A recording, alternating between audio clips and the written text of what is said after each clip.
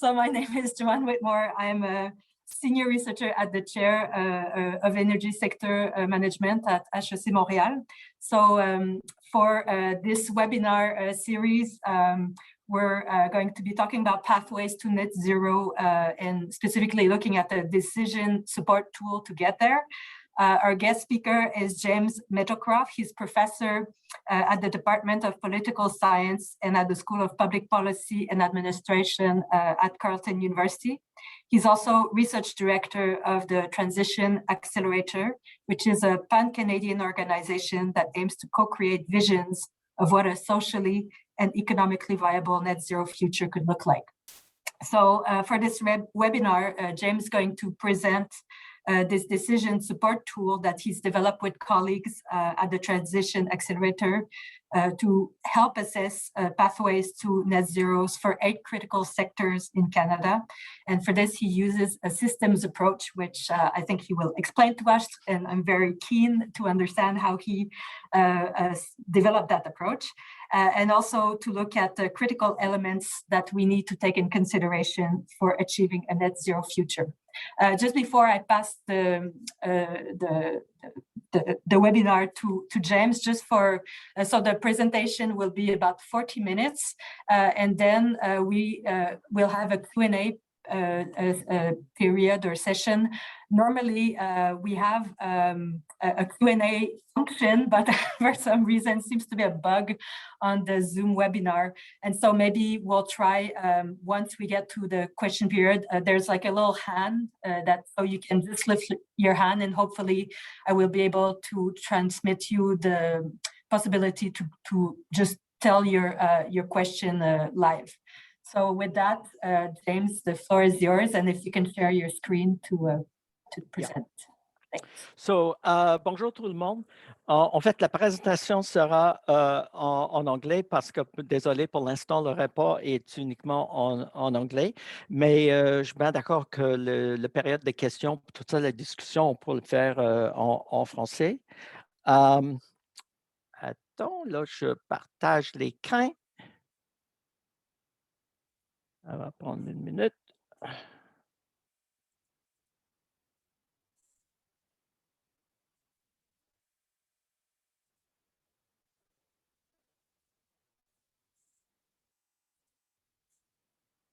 OK. Est-ce que quelqu'un peut me dire si vous pouvez voir mon écran? Oui, c'est bon, James. Joanna? OK. Yes. So, yes, today I'm going to be talking about a report called Pathways to Net Zero that we've done at the Transition Accelerator with the help from a group called the Smart Prosperity Institute. So I'll talk maybe for a bit more than half an hour, and then I hope we'll get into the discussion. So firstly, why did we prepare this report? Basically, what we wanted to do was look at some of the pathway options for Canada as it moves towards net zero. And we wanted to make a kind of simple tool for those taking decisions, a tool that is related to people taking decisions related to how to get to net zero greenhouse gas emissions. So this is people in government, but also could be people in industry and so on. And I guess the main message of this report that we have towards government is that it's time to stop muddling along and doing a little bit of everything and hoping something will turn up. We actually need to take a strategic look at the nature of the transitions that are required, and then put in place policies that can assure we move in the necessary direction. So starting out then with a few kind of basic definitions and so on. So what do we mean by net zero? So we mean essentially that any residual greenhouse gas emissions must be balanced by removals. So straightforward definition, we're talking about the whole of the country, and we're talking about all greenhouse gases, and anything that's left has to be balanced by removals. The second point I'd like to make right at the beginning, that net zero changes everything.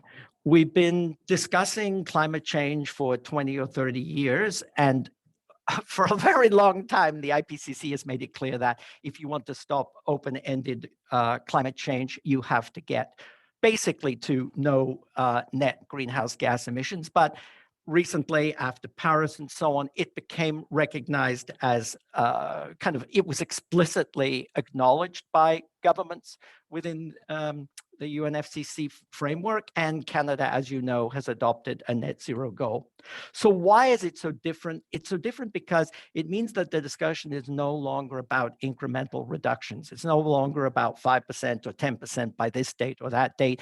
You just have to squeeze GHG emissions out of the economy. And the second point I want to make with regard to this is a kind of catch word phrase that I like to share is don't get caught in the net. Net zero in practice means getting as close to zero emissions from every sector possible. And that's the approach that we take in this report. Why is that? That's because although there are a series of negative emissions approaches that range from kind of tree planting to direct air capture and so on, all of these approaches have problems, great uncertainties. The costs are not so clear, the burden is not so clear, and it doesn't seem very prudent to rely on these in order to do much of the job.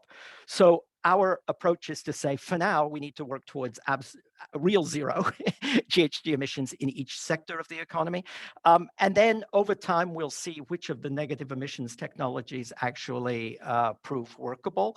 And also we'll get a better idea of the sectors that are stuck and can't move forward towards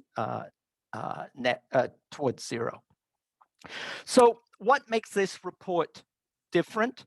Well, firstly, I want to say it's not a modeling report. It doesn't develop specific scenarios.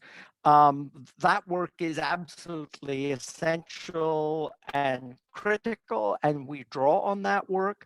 But this report involves a qualitative assessment of some of the technologies and pathways and approaches that can get us towards net zero. And it's based on a deep dive into the literature and also consultation with many experts in the in the various domains. And the second thing I'd like to say is that what makes this report different is that we bring two lenses to bear on the issue. The first is what we call a transition lens, and the second is energy system approach or energy system analysis.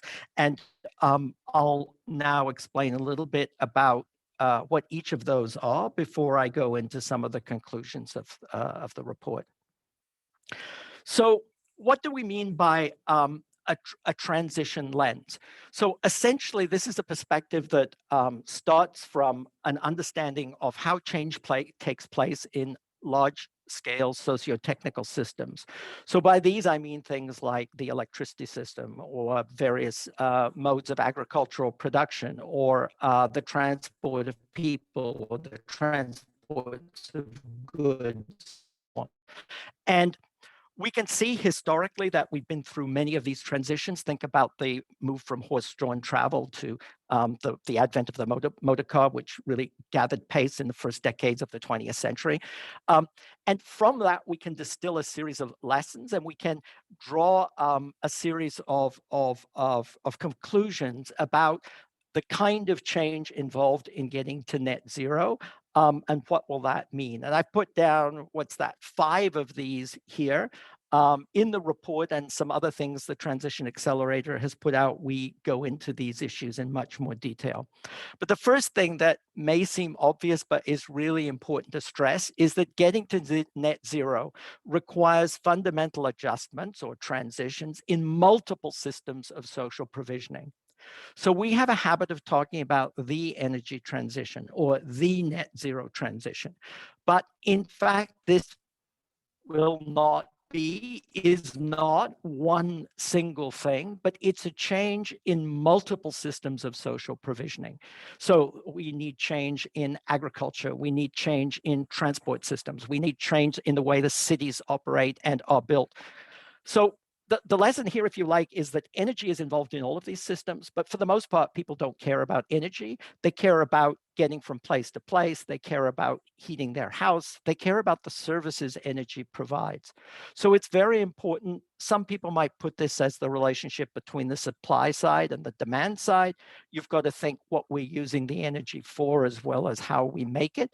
But I think it's kind of, it gives a more holistic approach to look at the systems involved. And yes, the energy system is important, but so too is the agri-food system, the built environment, and so on.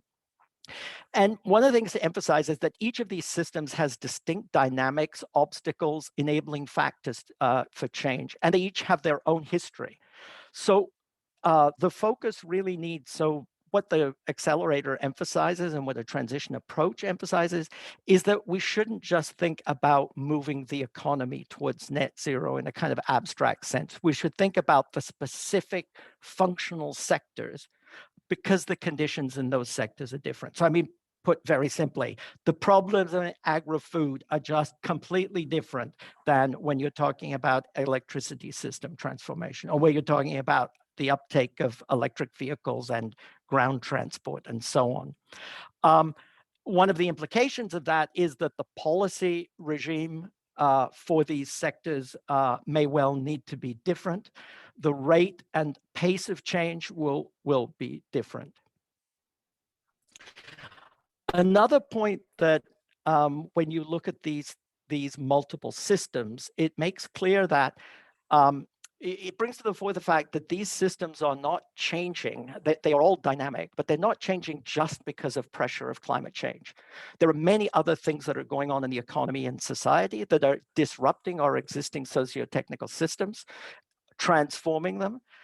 And if we're thinking about climate change policy, we need to keep those changes in mind and see about how they can be harnessed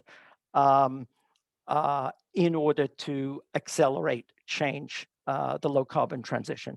So I mean, obvious thing is digitalization, which is a movement that's been sweeping the economy now for 2, 3, 4 decades, but is still penetrating new sectors. So think about something like autonomous vehicles, which is kind of the next wave to hit the personal transport sector. That can have tremendous implications on carbon emissions from the transport sector, and it needs to be thought about. So today, if we look at automotive, it's being disrupted by electrification, automation, but also by things like new models of ownership like Uber and Lyft and ride sharing and so on. And all these are making this sector of personal vehicles, of light duty vehicles, are really kind of very turbulent. It's dynamic and it's in movement.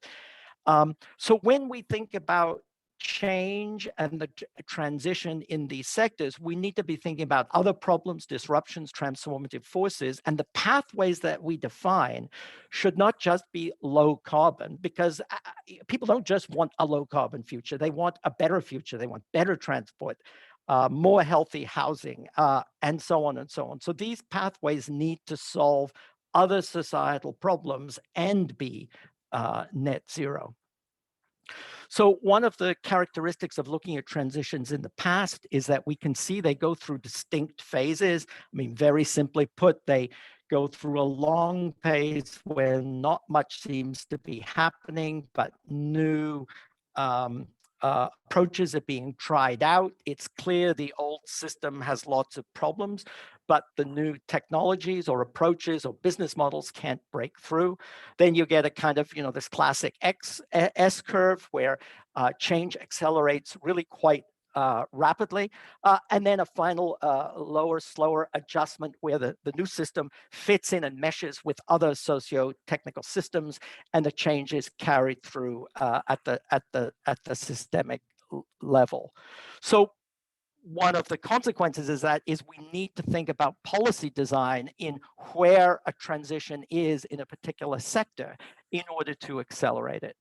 And I guess the last thing that I'll emphasize here is that the real test for policy once we're talking about net zero is not, does it achieve incremental low-cost emissions reductions, which has been the paradigm which has dominated government for multiple decades.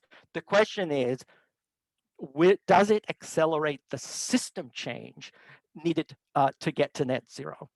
And just to roll this back again, why talk about system change? Because our present systems are, each of these socio-technical systems that I've been talking about is so dependent on fossil fuels that you cannot imagine a change that will simply, substitute some other fuel, but everything else will run exactly the way it does, because it won't and it can't. So the question is, how do we tip these systems into a new configuration that is socially advantageous and also doesn't emit GHGs? So the second lens that this report uses, we call an energy system lens, and I can best illustrate this by looking briefly at these two questions. What does our energy system look like today, and what would a future net zero energy system look like?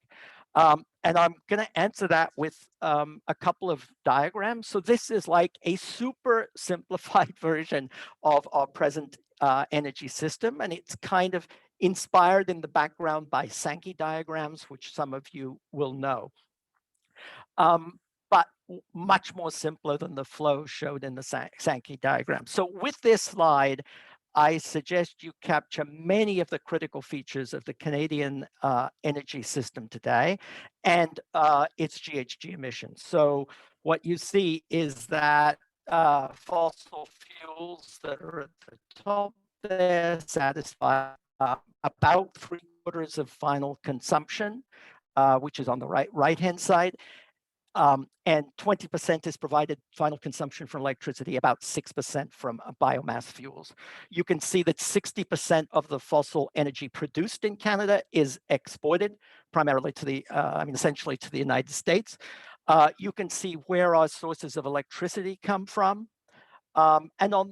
And then those little clouds indicate where the GHGs are coming from. And very simply put, about more than 1/4 is from the fossil fuel extraction industry, because we're a big fossil fuel producer, and about 9% residual in the electricity system.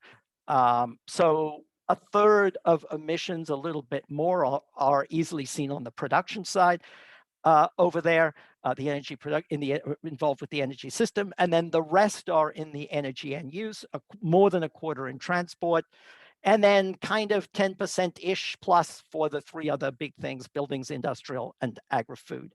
Now in agri-food, 4/5 of those emissions are actually process emissions, not energy use. But nevertheless, this gives a kind of good picture of where we are today. And then, so this is kind of a conceptual map. What would a net zero emission system look like in the future? And let's just move this over here. Well, what you see, obviously, electricity has grown a lot, but probably we know today, so there would probably be a role for some other net zero emission fuel, probably hydrogen. Biofuels are in there, bigger, but limited because of the kind of geophysical limits of how much biofuels we can grow. So this is, we don't have percentages in here because we don't know today how much nuclear there will be in 30 years' time. We don't know. I mean, we can project from current models. So what it says on the left there is the relative size of the elements will vary according to technical developments, social costs, social acceptance, political choice. And these include more or less wind and biofuels, nuclear, more or less the electricity hydrogen balance, centralized versus decentralized elements, the scale of the residual fossil fuel sector with CCS and so on.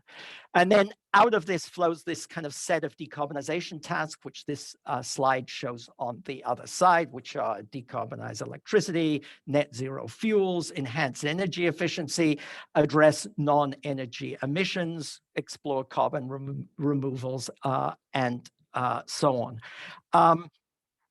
I think the key thing about thinking about this, and you may want to make changes to this diagram and squish the fossil fuels residual sector with CCS and offset so it doesn't exist at all. But the point about this is that we need to think about what the future energy system looks like as we start making changes now. Otherwise, we may be doing things that we have to undo later. So those are the two lenses this report looks at. And essentially what it does then is explore pathways to net zero. And for the purpose of this report, we have, so notice that these are not mitigation pathways or emissions reductions pathways. These are transition pathways.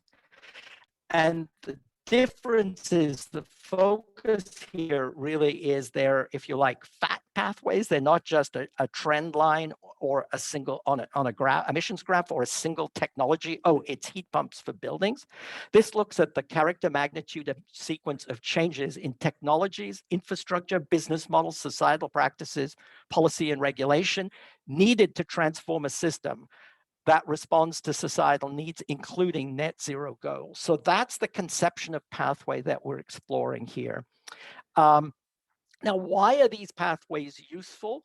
Because they can show the scale and direction of change. We can identify obstacles, robust elements that hold across multiple pathways, whether these are technologies or investments, infrastructure, policies, and so on.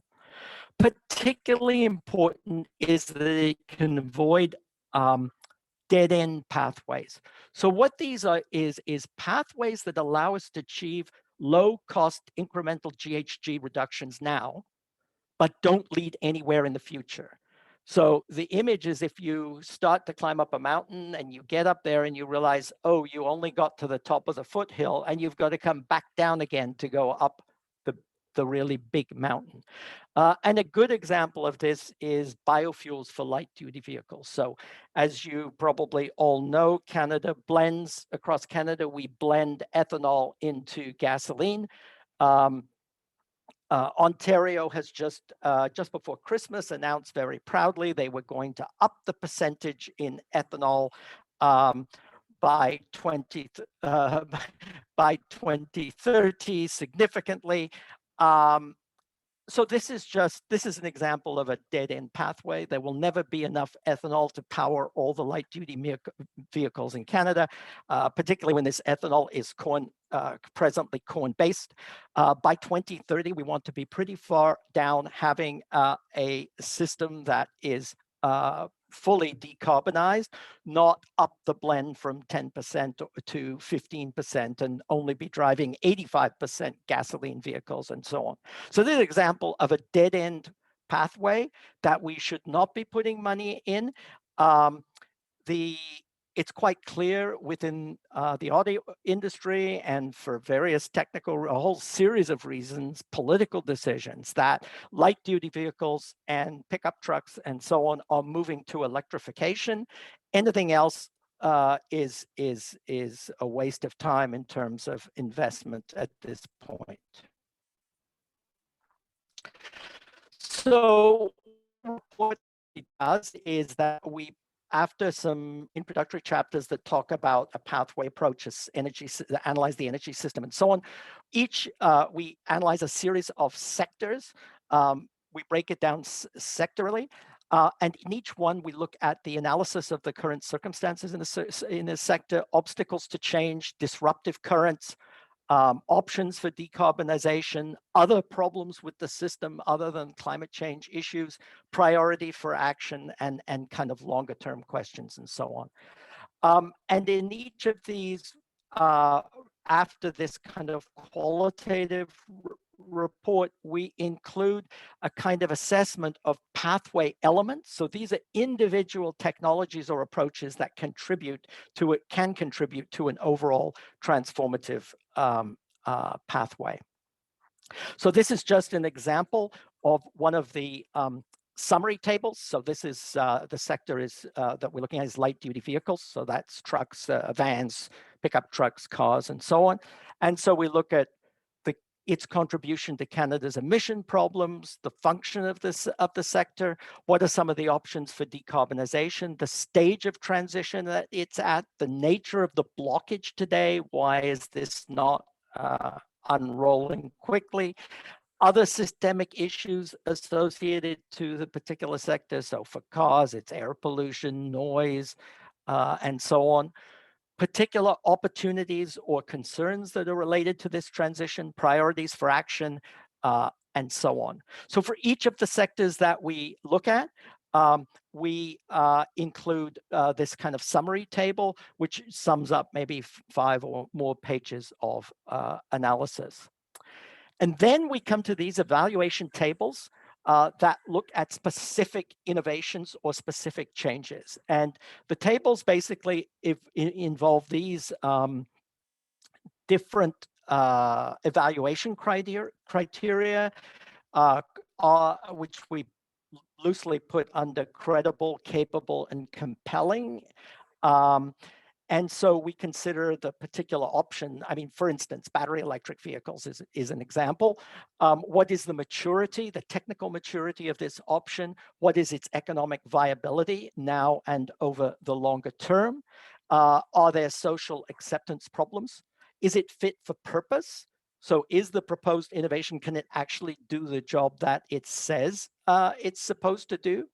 Its potential for net zero, and here there are 3 things. Can it be part of a net zero world?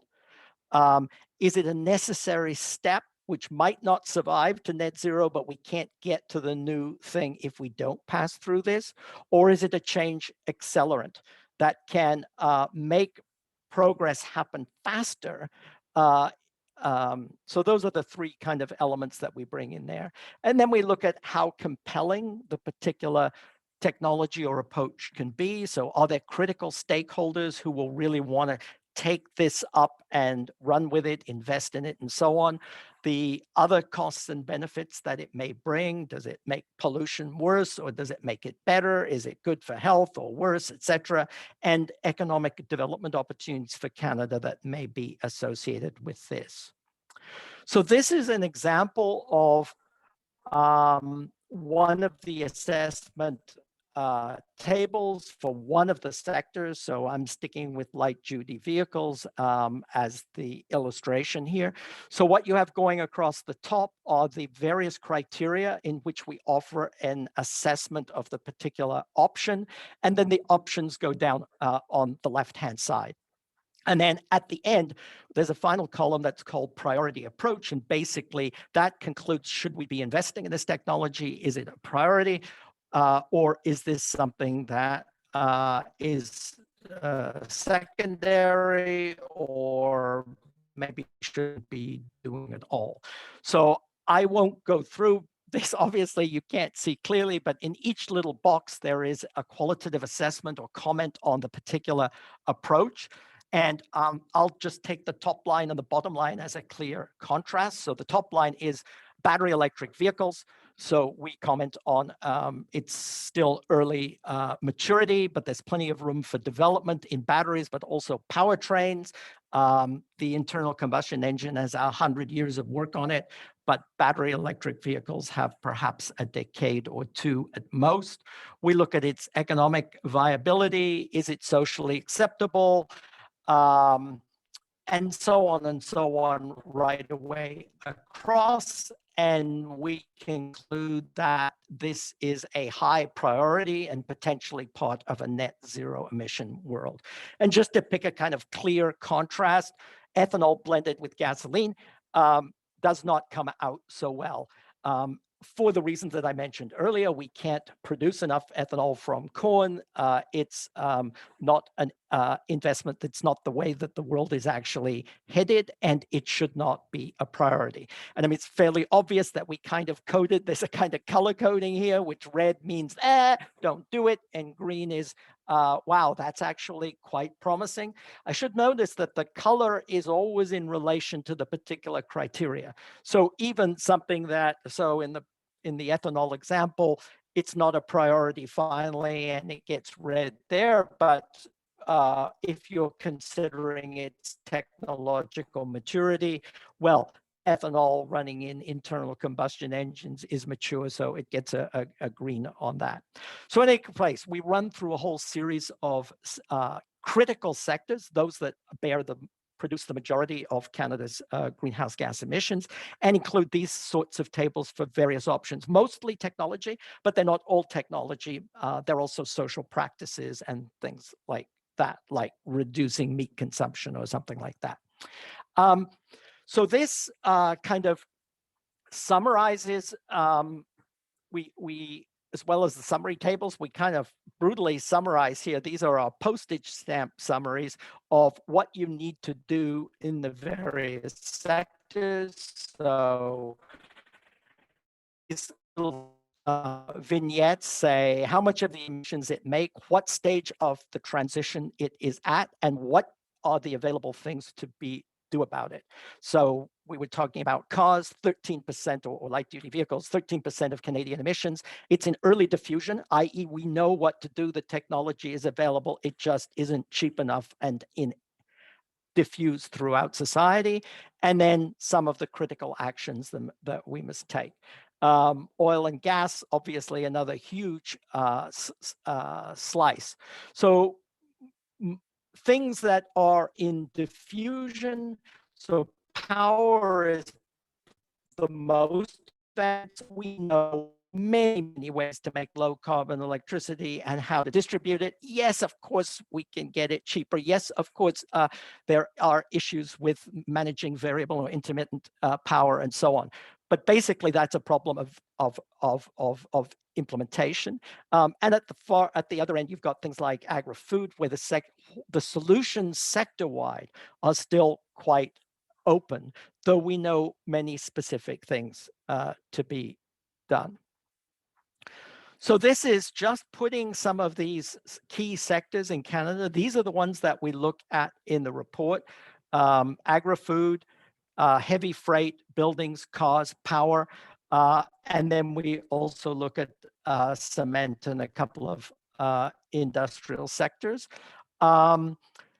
Putting them on the S curve, where you can see the priority, how the policy priorities should be differentiated according to these. And the basic point is, the farther along it is, the more you should ram it forward, if you like.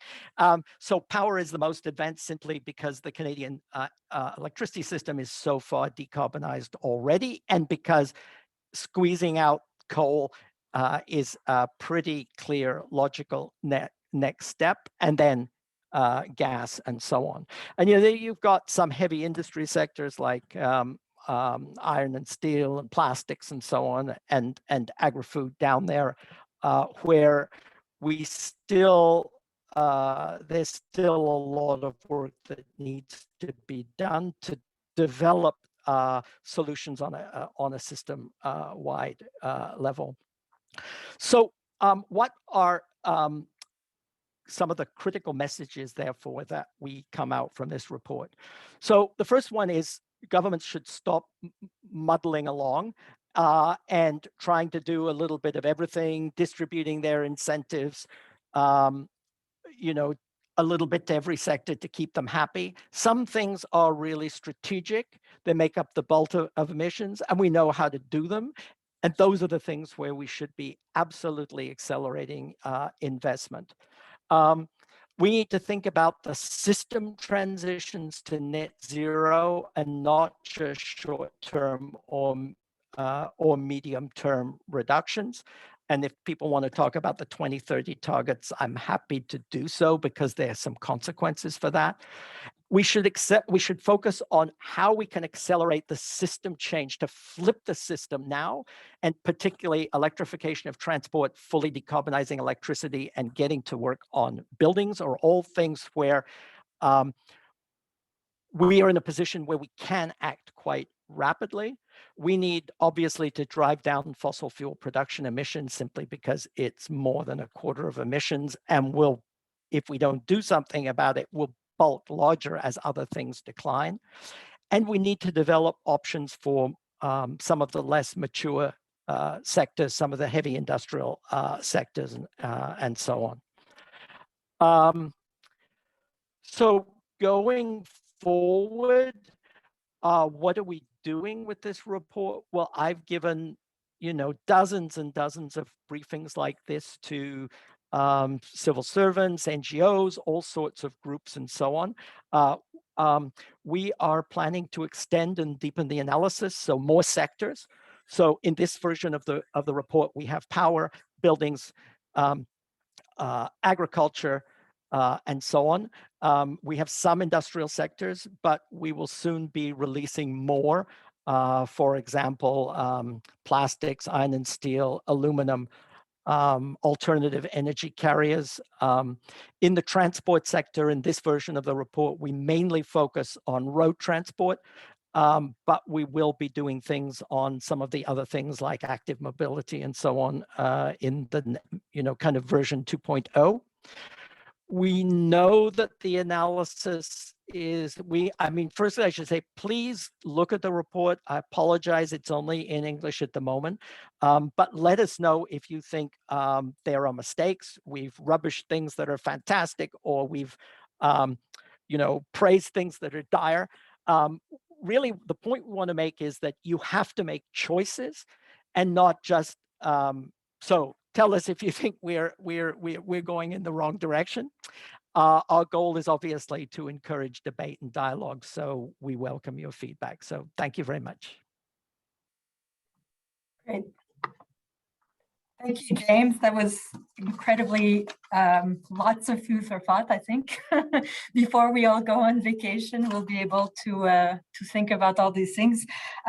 For people who want to ask questions, I see that some have some very Ralph, specifically Tori, which I very much appreciate. And I'm probably going to ask a question in the same line of thinking of the discussion, but maybe if people can try to raise the hand and see if that way I can give you the speaker, and so you can ask your question. But maybe just before I start taking, I'll be a little bit with my selfishness and ask a first question, James.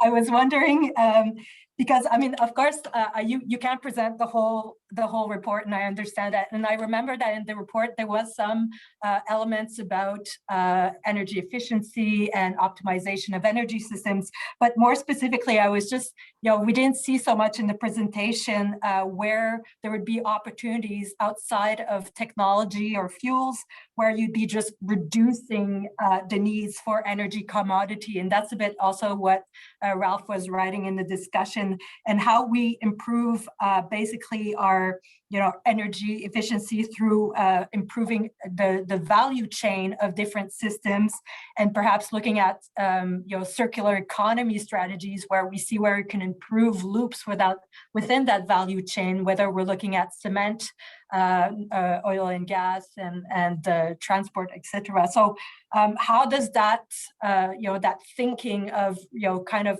going to reduce our need and reliance on energy for the amenities we're looking for, how does that fit into your decision-making tool process, so it can actually be, in my view, part of the first thing we look at before we already start thinking about the technology or the fuel we want to put or go forward with? So obviously, I agree that energy efficiency is critically important as we engage with decarbonization. And I think we've tried to include it in the report within the specific sectors that we look at. So for instance, I didn't talk about buildings, but in the discussion of buildings, we put energy efficiency obviously is critically important. You want to drive down the amount of energy required to maintain those buildings, so that's less low carbon energy that we need to supply. And if you're thinking particularly about building electrification, that's really important. And I know Ralph has a recent report where he shows that if we can improve the efficiency of buildings, improve the techniques also, so we move from electric resistance heating to things like heat pumps and so on. We reduce the load on the electricity system, which means we need less dams or less nuclear plants or whatever else we're doing. But in each case, I think we're trying to deal with these with efficiency in relation to the particular sector. And Joanne, you mentioned cement. So explicitly, one of the things we talk about in the cement section is, the possibility of replacing concrete as a building material with wood and other things. We talk about the possibility of substituting for cement in the production of concrete, and so on and so on. So yes, I agree. It's something that we've tried to integrate everywhere. And if there are places we haven't integrated, please let us know and we'll correct it. Okay, great, thanks. So I'll start taking questions. Ralph, and I think there was Ida that also had some question in this discussion. Just lift your hand if you want to be part of, to say vocally your comments or ask your question. So I'll just ask now, Sophie Pellan, I'll give you the opportunity to ask your question. There you go, Sophie. Normally you should have, you should be able to speak. Okay, hello. So you showed very briefly for the oil and gas sector what were the recommended actions, but I think it's kind of a very much discussed sector in Canada. So I was wondering if you could talk more about what you see as the future of this. Yeah, okay, I'll say a couple of things. So one thing that I think is important is that I would say the main focus, so let me back up a bit. One of the things that I think we don't like so much about the way the climate debate has gone in Canada over the past couple of decades is a lot of focus on pipelines and carbon pricing. And both these two questions are really important, but dealing with getting to net zero involves a lot of things other than carbon pricing and pipelines. And so one of the things that we really emphasize is acting on the, I guess you might say, acting on the demand for oil and gas as well as on the supply for oil and gas. So the fundamental way to make oil and gas part of history is that nobody wants it. It's completely unnecessary. And that's one of the reasons why politically we think that the move to electrify personal transport and light duty trucks is really, really important. Not just that, so I'm not saying this is all the solution to transport. Of course, we need mass transit. Of course, we need active transport. But in 20 years from now, there will still be millions of cars on the Canadian road. And they can either be gasoline cars or they can be electric vehicles. And they better be electric vehicles. So wiping out the demand for oil is particularly the gasoline and diesel is really important, not just for the numbers of emissions it gives in that year, but to weaken the influence of the oil and gas industry politically in Canada. So no, I know I haven't quite answered your question, Sophie. There are many technological ways to reduce the production emissions of oil and gas. But fundamentally, of course, what we want is we don't want production of oil and gas. And in the report, we discuss some of those what those technologies are. But I'm a bit hesitant to go into them now because I think the oil and gas industry gets too much discussion relatively. So the next question, it's Nathaniel Gossman. So if you want, Nathaniel. Hello, can you hear me? Yeah. Yes, thank you. Okay, excellent. Thanks, James. Really appreciated the presentation. So I'm calling from British Columbia. I work for the provincial government here. And yeah, we've been really impressed with how you've put together these concepts. We've been applying a lot of these concepts for a number of years, but the kind of overarching approach is very attractive to us. One of the critiques that we hear, particularly for those sectors that are more mature and that are kind of climbing up towards that deployment phase of the S-curve, is that governments shouldn't be in the position of picking winners. And so, as you climb up that S-curve, the assumption is that we get more certainty around, the application of technologies, fuels, et cetera, that we have more policy certainty, but there are always alternatives, right? And those alternatives may be, in fact, dead-end paths, but nevertheless, they persist. And there are certainly political interests that are aligned with alternatives. And so how do we, what's your response to that notion of picking winners, particularly when we really need to be going hard and we have, from a kind of, a climate perspective, we have a fair amount of certainty as a government on what those options should be, but there still seems to be a little bit of a debate in the marketplace. Okay, so Nathaniel, I think that's a really, really important question. And it's one that you won't be surprised to hear that we've been discussing with people at NRCan and ICED and, elsewhere, with government. So it's a really complicated thing, but I'm going to be a bit provocative and say, yeah, of course, government picks winners. Government picks winners all the time. And this is really a kind of ideological thing to say, oh, governments shouldn't pick winners. We should leave it to the marketplace. The first thing is, and that view really grew up particularly, I would say the last 3-4 decades, during which it was, markets were seen as miraculous answers to everything. Of course, we don't want the state to pick particular companies and the buddies of the minister or the directors of the company, and government shell out large quantities of money to them. But particularly in large-scale energy technologies, governments have always been involved. And if you go back and look at all the major socio-technical transition of the past 150 years, the move from sailing ships to steamships, the building out of the railways, the development of the automobile, and so on and so on, the internet and digitalization, every single one of these changes, states have played critical roles. Not every state in every country, but some states have.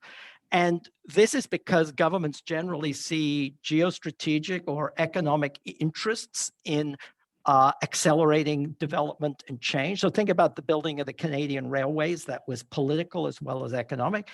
The railways would not have been built. They might have been built sometime, but not when they were built on the routes that they took without state support. Another aspect is that new socio-technical regimes require new sets of property rights. Think about the internet and all the arguments about digital copyright and who controls what and so on. Same with the railways. No railways without right of way, without the state seizing land or granting land for their construction and so on. And you can pick all the big, and of course the state is there politically with interests, as you kind of intimated. People, proponents of new technologies and approaches, try to get government support. The incumbents try to get government support. And that exists in all these big episodes of change. So if you think about every energy technology, the major ones in Canada, the electrification of the provinces, the development of nuclear power, the development of the oil sands, in every single one of these things, governments were actively involved in establishing standards, in financing, in picking winners, crudely put. And there's no way to do what we need to do without some kind of picking winners. Now, that doesn't mean I'm against contracts and competitiveness and that I want ministers picking individual firms, but in the large sense, provinces, for instance, Ontario is going to have to decide, is it going to have a new generation of nuclear power or not? And that won't be the market deciding that. The market can help provide it, but it's going to be a political decision. And I think you mentioned that you were from BC. I think in BC, they're going to be political decisions. The question of what happens with the gas grid. You can't individually have people decide, oh, I'm going to get off natural gas and hook up to hydrogen. No, if there's going to be a hydrogen as an option for replacement for building heating, governments and states are going to have to be involved. So I don't know, Nathaniel, does that help or? Oh, It does. Sorry, I was just being unmuted there. Yeah, it helps. And again, I was kind of putting that forward as a critique. And I yes, think I think you addressed it well. Yeah, there's some interesting points in there. Maybe I can follow up with you at some point. Please email me. I'd be happy to chat. Thank you, James. So I'll take somebody that doesn't have a microphone, so I'll just read the question. Yep. It's Aida, I think I'm not going to massacre, hopefully, her final name, but Nisri. And she says, I like the idea of pathways because it shows different possibilities of doing things and different end state of the net zero. But how do you agree on pathways and end use? How do you find obstruction and dynamic of powers that push for dead-end pathways for short-term private interest? So yes, in all transitions historically have been kind of chaotic. They start out one way, they fall back. They're very uncertain. It's hard to tell exactly how they will turn out, and they're always highly contested politically because the stakes are so big. Some companies, some technologies, some regions ascend, and then others experience decline. There were hundreds of farmers, thousands who bred horses for the horse-based transport system that existed before the automobile. There was a whole production for hay, for hay production going into the cities. All that collapsed with the ascendancy of the automobile. And we're seeing the same thing with hydrocarbon-dependent economies today. And that raises debates about things like just transition and measures that can be taken and so on. But to get to your to take your question more directly, the Transition Accelerator works with stakeholders who want to drive change to try and come up with visions and pathways on which they can agree. And if the process that we propose works, at the end, they begin investing and building out those pathways actually in practice. So there's a notion of co-development there. But of course, there are actors who don't see themselves in that future, and those things have to be argued out. We actually see this already with the hydrogen economy, where we've oh, I see Ralph sent a message. Yes. With hydrogen, where individual companies, suddenly hydrogen is a hot, sexy topic, and individual companies are proposing their particular hydrogen projects, which may or may not be most conducive to accelerating a transformation of the system as a whole. We have 5 minutes left, and I'm going to take 3 questions. So I'll take one, which is written. There's, okay, sorry, 4 questions, and that's it. So please make them short, and James, if you can answer also very shortly. One is in French. It's Yacine Toulet. She simply asked, quel est l'avenir du solaire voltaïque au Canada? It's a very general question, mais si tu peux répondre en français pour Yacine. Bon, je pense qu'il y a un avenir positif pour le solaire au Canada, ça c'est certain. Il y a des régions qui en particulier qui ont des très bonnes dispositions géographiques pour le solaire.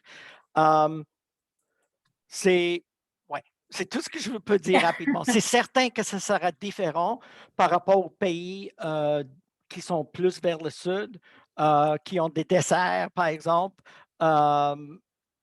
Aussi parce qu'on a plein d'autres sources d'énergie que le solaire, comme le hydro, le vent les aériennes, etc. Donc, Christian, c'est Christian Carrier, je vais vous donner la parole. Sorry, I will give you, switch back to English. I'll give you the opportunity to talk. Please just be very short so we can move to the two last questions after. Thank you. La parole est à toi, Christian.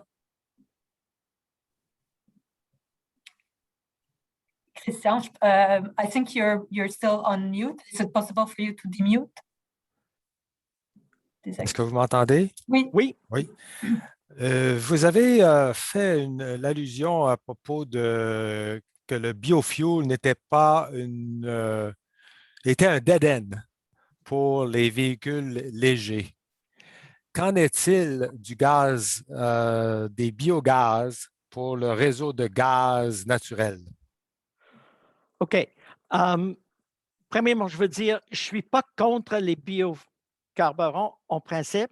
C'est juste que pour les véhicules légers, ce n'est pas la solution. Mais il y a d'autres places dans l'économie où on a besoin peut-être des biocarburants. Par exemple, une possibilité, c'est pour les avions. Bon, ça, c'est la première chose. Pour le biogaz, ça se peut que ça trouve une place dans un monde décarbonisé. Mais il n'y a pas assez de biogaz pour remplacer une à une toutes les utilisations qu'on fait du méthane actuellement. Alors, ça pourrait être une partie de solution, mais on a récemment, par exemple, fait une étude des bâtiments à Toronto, puis c'était évident qu'il y a pas assez de biogaz en Ontario pour tout remplacer l'utilisation du gaz naturel. Bon, c'est vrai, comme Ralph dit, on va améliorer l'efficacité énergétique des bâtiments, donc on n'a pas besoin de autant de gaz, mais même ceci dit, il n'y a probablement pas assez. Il y a des places où peut-être on va avoir besoin du biométhane. Par exemple, certains secteurs industriels où ça peut être très utile. Oui. Merci. Il y a un avenir, mais ce n'est pas toutes les solutions, peut-être. J'ajouterais que l'enjeu principal du gaz naturel renouvelable, c'est les coûts. Quand on compare le coût du gaz naturel renouvelable pour sa production, puis dépendant c'est quoi l'intrant pour faire la production, si c'est tout simplement des sites d'enfouissement versus des résidus agricoles versus des résidus forestiers, tout change en termes de dynamique économique. C'est ça qui va être très difficile pour faire un remplacement rapide, si on veut, de l'utilisation, surtout dans le secteur industriel, là, où on a besoin d'une quantité parfois très importante là, pour certains procédés. Fait que ouais, c'est ça. C'est pour ça que c'est important d'avoir une approche systémique où réduire sa dépendance puis la consommation au gaz naturel, point, va être important avant de pouvoir migrer vers ces autres sources-là qui sont peut-être plus durables, mais souvent plus coûtables. Donc, ça, c'était mon petit commentaire. mon petit commentaire. Donc, je vais passer la parole maintenant. Je vais le faire en anglais au cas où que c'est mieux. Désolée, donc ça va être Serge Bédard. Serge Bédard, you can speak French or English. I think. Oui, bonjour. Excellente présentation. Merci beaucoup. You made an interesting comment about net zero and the risk of defining short-term targets like 2030, for example, which is very relevant, I think. How would you see, how would you define short-term targets that are probably essential to reach a longer-term target while making sure we are not going into suboptimal strategies and pathways for the longer-term net zero targets? Yeah, okay, so this is a really important and terribly complicated question that so I can give only a few suggestions. I think one of the problems in Canada has, as I'm sure you're aware, is our policy, our practice of simply upping the targets. So we create a target, don't meet it, then we say, we're going to do better next time. Let's have a more stringent target. So recently, for instance, the federal government, announced that they were passing from, I don't know, whatever it was, 30 to 40 something % for the 2030 target. Really, our problem is not a failure in target setting; it's a failure in target meeting, and I think, the NGOs have a bit of responsibility here, where the push is to get the ambitious target, not the details of how you could possibly deliver. And I would say that it's completely unclear now how the federal government's existing policies could deliver even the 30% reduction target for 2030. Yeah. So, and I think the question therefore is, it's really important that those targets be set in relation to the plan for reaching full decarbonization. One of the things we see, if looking historically at transitions, is, and technology adoption generally, is this kind of idea of the S-curve. So things are slow at the beginning, but then speed up once costs start to come down, learning by doing effects kick in, scale effects kick in, and so on. So the tendency, I know that people base themselves on the notion of carbon budget, and that we've therefore got to achieve at least this much by this date. But remember also that carbon budgets, what counts is cumulative emissions. So if we don't make the threshold and quite such an ambitious threshold at 2030, it just means you have to tighten the belt a little bit in the next period. And for some, depending on the stage of the transition in the particular thing, for some sectors that really will make sense, because we will be speeding up the pace of reductions in future decades. So I don't know if that completely answers, but it's a start. So we'll take the last question. We're a little bit over time, but it should be okay. And just so before people send me a gazillion emails, yes, you will receive the link to the recording, the PowerPoint, and the report of James. And if you have questions, I'll put James in CC so you can send the questions for follow-up. So the last participant is Christophe Boucher. Christophe, the floor is yours. Thanks, Joanne. Thanks a lot, James, for this very interesting presentation. I have just one quick question. So could you please just confirm that your main assumption is that net zero in Canada is compatible with economic growth, or at least with current economic activity levels?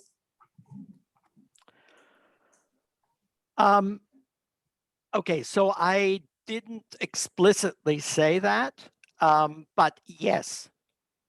I think we do not, there's nothing in the report that leads you to believe you have to achieve negative economic growth or zero economic growth in order to achieve net zero. Is that?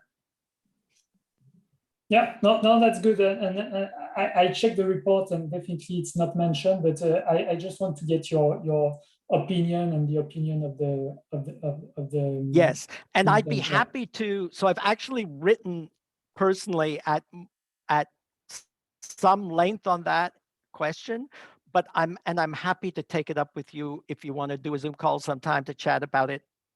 Sounds good.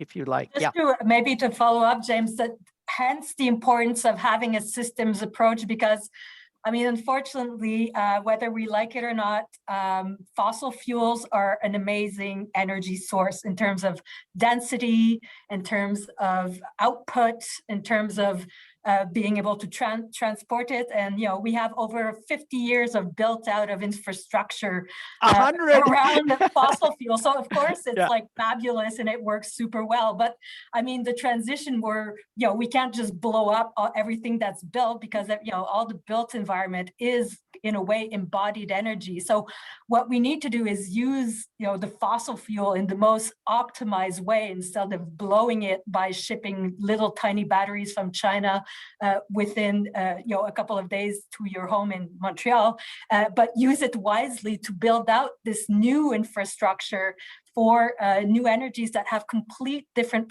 properties than fossil fuels. So if we look at, just solar and wind, they're intermittent, they're extremely not performant compared to fossil fuel. So you need to find, build out infrastructure that will use it as optimally possible, and make sure we use less, and so that it costs us less. And I think that's something that we don't put out, or politicians don't put out enough, to understand that a transition, the fuels might cost more, but if we consume better, we'll be able to compensate for those higher costs that will come about. Yes, and not forgetting just the incredible trajectory wind has marked over the past 2 decades, where it's, dramatically reduced in cost. But it's all about, in the end, efficiency, I think, of different energy sources. Everybody likes, sometimes to talk about hydrogen, but when you compare the use of hydrogen in trucks, like heavy trucks, the efficiency is about 20-something% compared to direct energy use, which is 78%. So Joanne, that's really interesting, because I don't actually agree with you on that. Because efficiency depends on at what point and where you're measuring the efficiency. I'm talking about well to wheel. Yeah. So but I think it's a really interesting debate. And many of the questions, for instance, between centralization and decentralization of energy, should we have big power plants that ship the power out? Should we create it more smallly on community scale? Again, it's a related issue that's really interesting to discuss and consider at length. Yeah, well, let's make a whole new webinar on this. That would be cool. So, well, with that, thank you everyone for that's still around. This was actually a very interesting webinar, and everything, like I said, will be available, and as well as the email of James for those that want to follow up. So with that, thank you, and Bonne Saint-Jean, which is tomorrow, to those who will celebrate it. Bye-bye. Merci beaucoup. Bye-bye.